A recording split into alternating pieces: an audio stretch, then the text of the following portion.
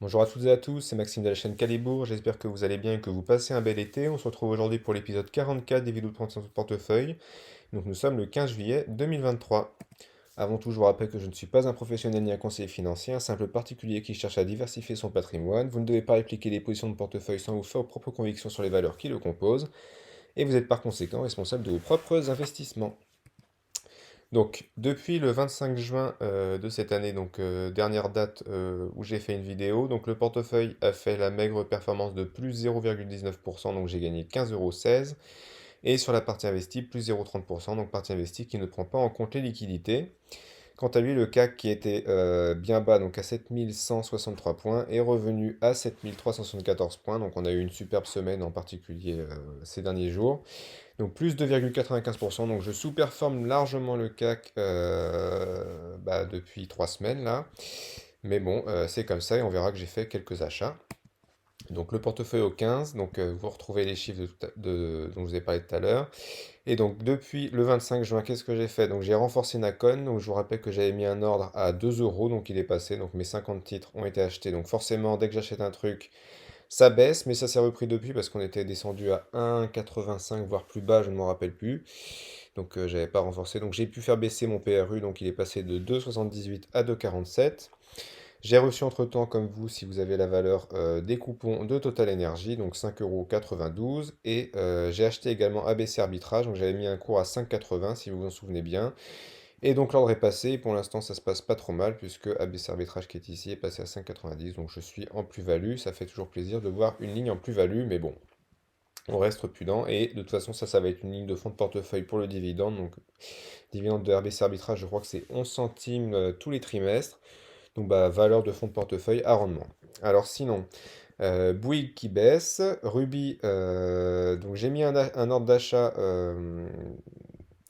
qui n'a toujours pas été franchi parce que j'ai vu que Ruby, vous savez que ça n'arrête pas de baisser, mais j'espérais l'avoir à 21 euros. Kali en a parlé dans sa vidéo d'aujourd'hui ou d'hier, je ne sais pas quand est-ce qu'il postera la vidéo.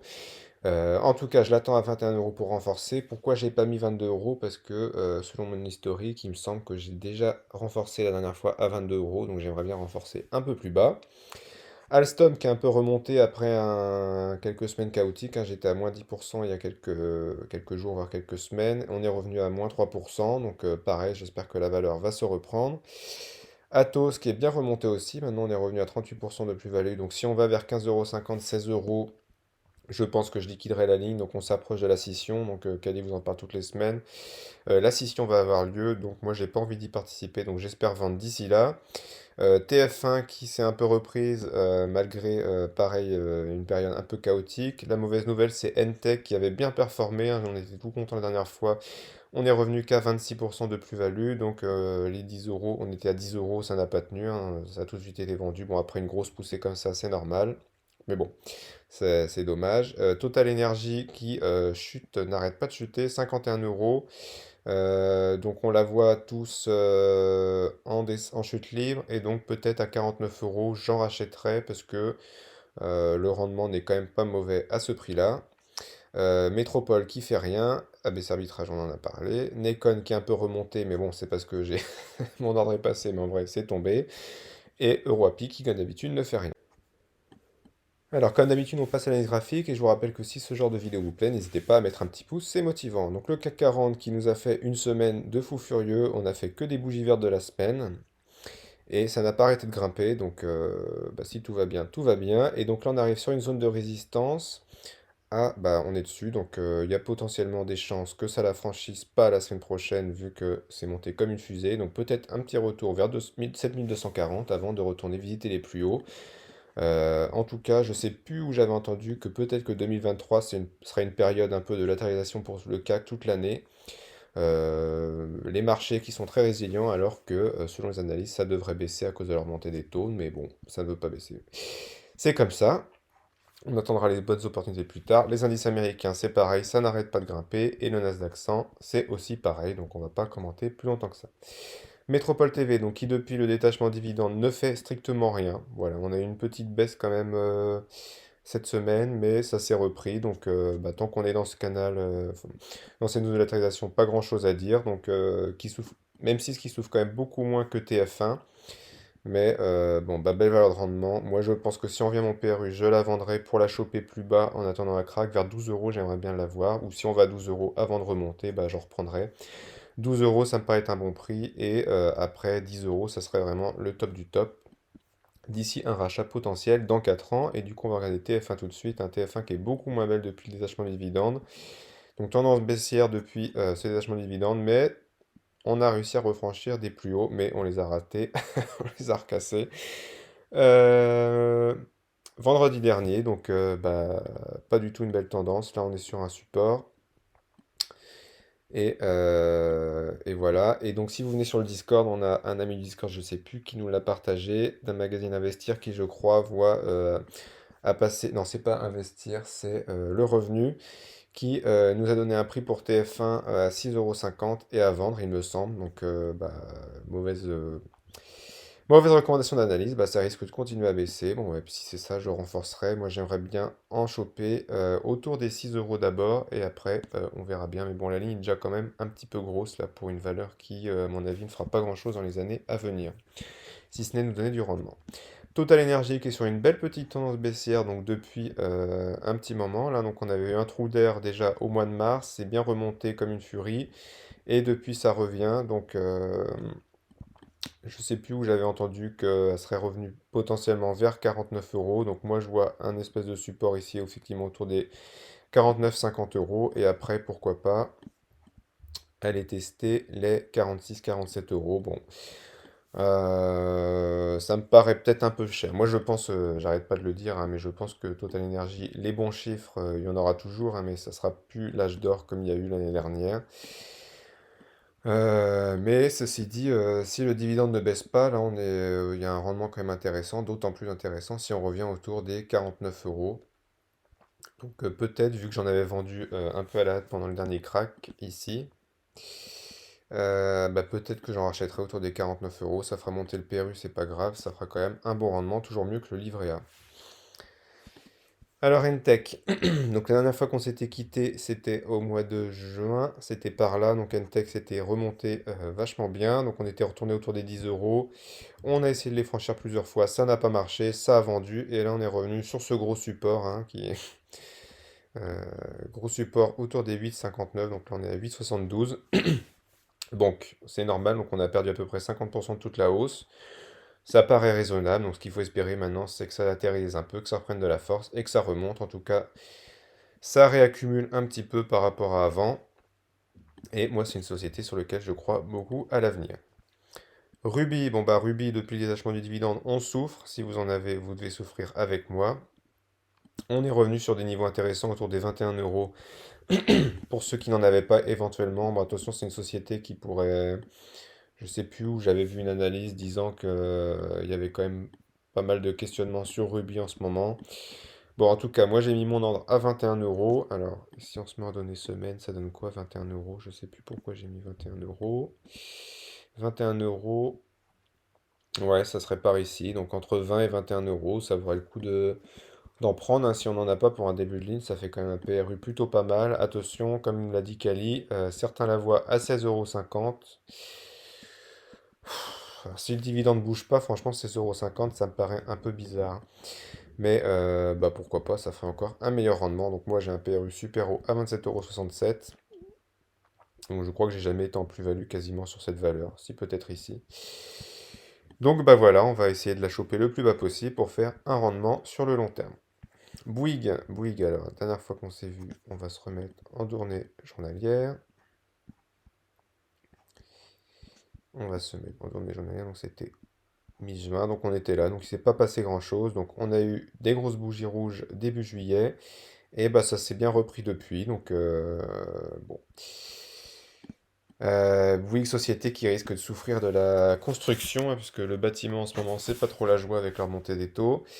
Donc on verra bien, mais bon, de toute façon il faut que je fasse baisser le PRU, donc j'ai envie de vous dire, si ça descend autour des 26-25 euros, bah, je serai content, comme ça je pourrais me renforcer. Mais en tout cas, il se passe pas grand-chose pour l'instant, donc affaire à suivre.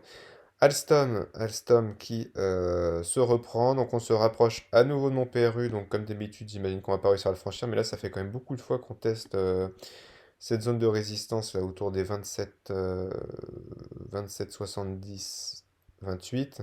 Donc 1, 2, 3, 4, 5 fois. Donc est-ce que la sixième va être la bonne? Je sais pas.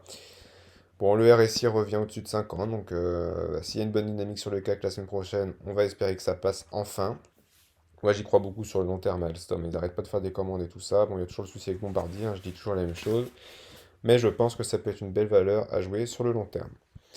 Atos, donc la scission va se faire. Alors, il faut que j'enlève MM200 semaine. Ah ben non, il n'y est pas. Voilà. Atos, la scission va se faire. Donc déjà, si on revenait. Donc là, on vient tester le support des 14,80. Si on arrive à le franchir, bah, il n'y a plus rien après, à part ici. Là, donc les 15,70. Franchement, si on va à 15,70, je pense, je vendrai 20 positions, j'en ai 40, donc j'en vendrai 20 pour récupérer la plus-value. Et bah ma foi, si par un miracle, on grimpe comme des fous furieux jusqu'à 21 euros, je vendrai le reste, tant pis, j'aurais vendu le début trop haut. Mais bon, là, je me fais balader depuis trop longtemps et j'ai vraiment pas envie de rester très longtemps sur cette valeur. Ça fait des, des mois que je le dis, mais là, je pense qu'il faut vraiment que je sorte. Si vous n'avez pas un PRU trop gros, bah, dites-moi ce que vous en pensez. Est-ce que vous prendriez vos plus-values ou est-ce que vous iriez jusqu'au bout de la scission pour espérer une remontée autour des 21 euros d'Atos? J'ai envie de dire que c'est possible, mais j'ai un peu du mal à y croire quand même de revoir Atos vers 21 euros, donc à voir. Nekon, alors une connexion internet pas terrible, Nekon. Donc Nekon qui s'est un peu reprise, mais bon, on est quand même sur une sale tendance là depuis mi-mai déjà. Enfin, déjà cette grosse bougie rouge qui n'a pas plu. Donc moi j'en ai racheté autour de 2 euros. Et bah, 2 euros c'était mon support qui devient résistant. Donc maintenant on a créé potentiellement.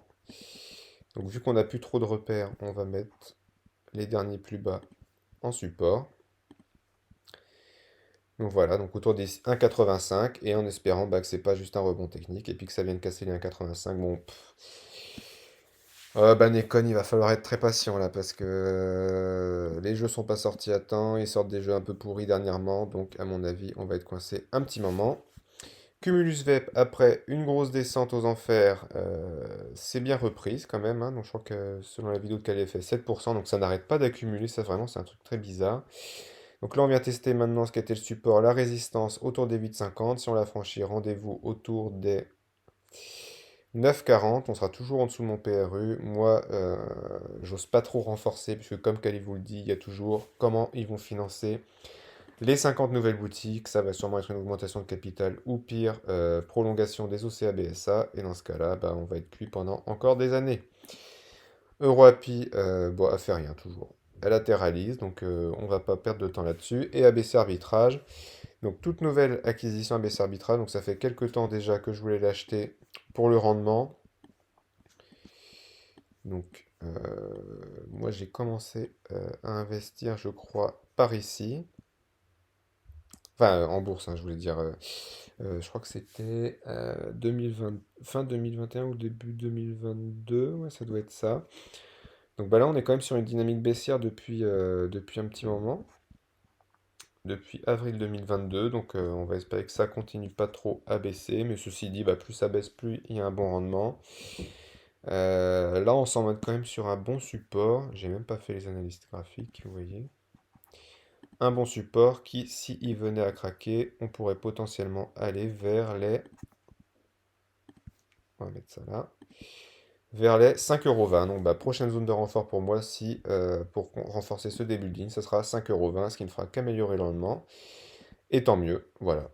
Voilà, dites-moi ce que vous en pensez d'ABC Arbitrage. Je pense que c'est une petite valeur à avoir en fond de portefeuille. En plus, elle est éligible PE-PME. Donc, si jamais vous avez des sous sur le PE-PME, vous ne savez pas quoi en faire, et ben pourquoi pas mettre sur ABC Arbitrage. Ça fera toujours mieux que le livret A. Donc, je vous rappelle d'ailleurs que le livret A, va être maintenu à 3% pendant 18 mois par Bruno Le Maire. Donc, ça m'a fait doucement rire, puisqu'il est en train de nous dire bah, si l'inflation baisse, c'est que le taux du livret A devrait passer sous 3% d'ici fin 2024, bah, vous serez gagnant. Mais à mon avis, le livret A serait resté à 3% de toute façon d'ici fin 2024, donc ça me fait un peu rire.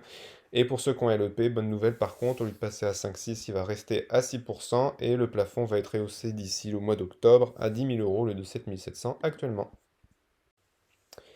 Voilà, c'est la fin de cette vidéo. Je vous remercie de l'avoir regardée. Si ça vous a plu, n'hésitez pas à mettre un petit commentaire, un petit like et à nous rejoindre sur le Discord pour continuer de discuter dans la semaine.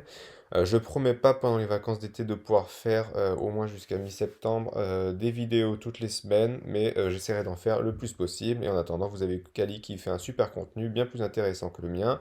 Donc n'hésitez pas à le suivre et on est ravis de vous voir de plus en plus nombreux sur la chaîne. Voilà, passez en tout cas un bel été d'ici la prochaine vidéo et je vous donne rendez-vous à la prochaine vidéo. Au revoir.